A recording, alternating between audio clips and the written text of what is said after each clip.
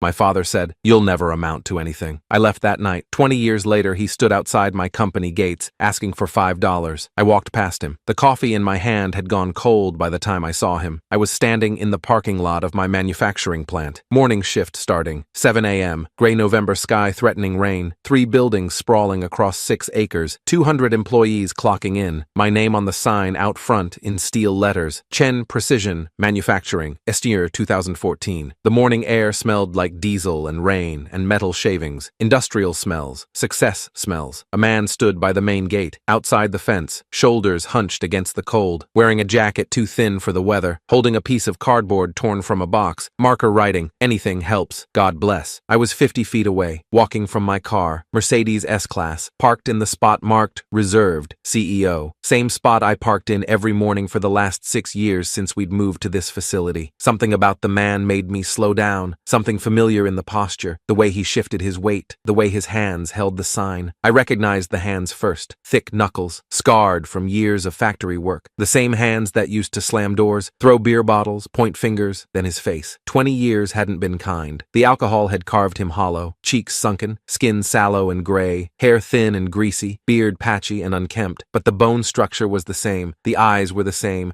pale blue, watery now, roomy, but still his, my father, standing outside my company, begging for change. He didn't recognize me. I stood there in the parking lot, keys in one hand, briefcase in the other, wearing a suit that cost more than he'd made in 6 months at his peak, watching him, processing. Security was watching from the booth. Randy, good guy, former Marine. He'd worked for me for 3 years. He was looking at my father, then at me, waiting to see if he should do something. A few early shift workers were trickling in through the side entrance. Lunchboxes, thermoses, high-vis vests. Some of them glanced at the man by the gate. Most ignored him. You see enough homeless people in industrial areas. They blend into the background. Someone honked behind me, impatient. I stepped aside, let them pass. My father looked up at the sound, looked right at me. "Spare some change?" His voice was rough, damaged. Years of smoking and drinking. "Just $5. Anything helps, please." I said nothing, just looked at him. His face was blank. No memory, no recognition. I was just another person in a suit to him now. Another stranger walking past. Another potential $5. But I remembered everything. I was 17 when he said it. Senior year of high school. Spring. Late April. I remember because my birthday was coming up. May 3rd. I'd been planning to ask if we could do something. Just the two of us. Dinner maybe. Something normal. We were in the kitchen. The small one in the rental house we'd been in for 3 years. The lights were buzzing overhead. Fluorescent. One of them flickering. The sink was full of dishes I'd been told to wash but hadn't gotten to yet. Homework had run late. I was tired. He came in drunk. Not unusual. Most nights after his shift he'd stop at Murphy's bar. Come home after 10, smelling like cigarettes and Budweiser and anger. His face already red, eyes unfocused. "You're lazy," he said. Loud, aggressive, looking for a fight. Just like your mother was. My mother had left when I was 12. Couldn't take it anymore. She'd sent birthday cards for 2 years. Then nothing. I didn't blame her. I didn't respond to him. I never did. Learned early that responding made it worse. "You hear me?" He was getting louder. "Lazy. Worthless. You'll never amount to anything. You're 17 years old and you can't even wash fucking dishes when I tell you to." I stared at the dish soap bottle. Green label. Dawn. Original scent. I can still see it perfectly. "You'll end up just like me," he continued. "Or worse. Probably worse. At least I have a job. You'll never amount to anything. You hear me? Nothing. You're nothing." He stood there for another minute, waiting for me to react, waiting for an excuse to escalate. I gave him nothing. He walked out, slammed the door, went to his room. I heard the TV turn on. Football game. Volume too loud. I stood there for 20 minutes, staring at those dishes, at that soap bottle. Then I went to my room, started packing. Duffel bag, old canvas, used it for gym class. I packed 2 shirts, some jeans, socks, underwear, my wallet, $32 in cash, everything I had, tips from bussing tables at the diner downtown. I waited until midnight, heard him snoring through the thin walls, passed out on his bed probably, still dressed, still stinking. I grabbed my bag, walked through the kitchen, saw those dirty dishes still in the sink, almost washed them. Old habit, pleasing him, avoiding conflict, didn't. Walked out through the back door, closed it quietly, got in my car, 1987 Honda Civic, rust spots, broken radio, but it was mine. Bought it myself with saved tips, $800. I drove away and didn't look back. The first year was hell. I slept in that car for 6 months, parked behind the 24-hour Walmart on the edge of town, used their bathroom to wash up, sink showers at 3 a.m. when nobody was around, bought cheap deodorant and soap, kept myself presentable enough. I worked night shifts at a warehouse, loading trucks, $10 an hour, 40 hours a week when I could get them. Morning shifts at a gas station when I couldn't, $7.50 an hour, shit pay, but I took every hour they'd give me. I ate ramen, dollar store bread. Day-old donuts the gas station let me take home. I saved every cent I didn't need for gas and food. Winter was the worst. Sleeping in a car in January. Ohio winter, below freezing most nights. I'd run the engine for heat until I couldn't afford the gas. Then I'd just pile on every piece of clothing I owned and shiver through it. By spring, I'd saved $2,000. Got a studio apartment, $400 a month. Roaches and broken heat, but it was mine. Had walls, had a door I could lock. By year 2, I'd enrolled in community college, manufacturing technology, nights and weekends, kept working full-time, slept 4 hours a night, drank so much coffee I developed an ulcer. By year 5,